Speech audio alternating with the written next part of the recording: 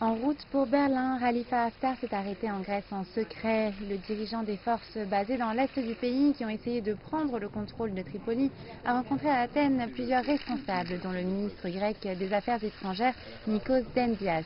Dendias a déclaré qu'il avait poussé, avec d'autres responsables grecs, Haftar à conclure un accord à Berlin.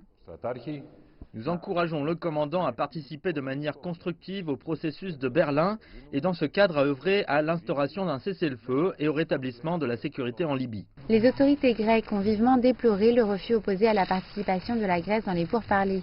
Ils ont affirmé qu'un accord sur les droits maritimes conclu entre la Turquie et le gouvernement d'accord national de Tripoli violait les revendications du pays en matière de territoire maritime.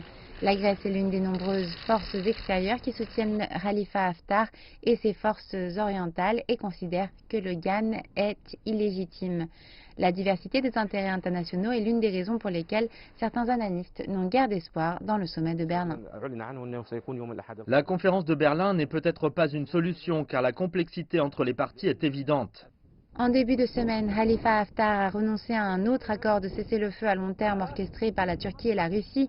La Turquie a commencé à déployer ses troupes dans la capitale libyenne après avoir conclu un accord avec les rivaux de Khalifa Haftar.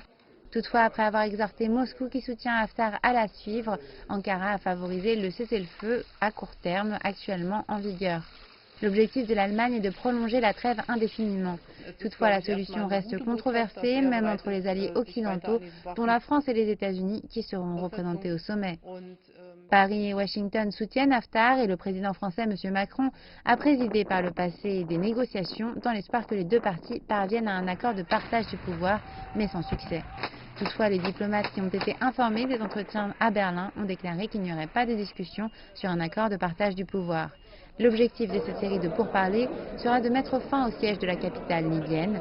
Reste à savoir si les deux factions ainsi que leurs divers partisans peuvent trouver un moyen d'y parvenir.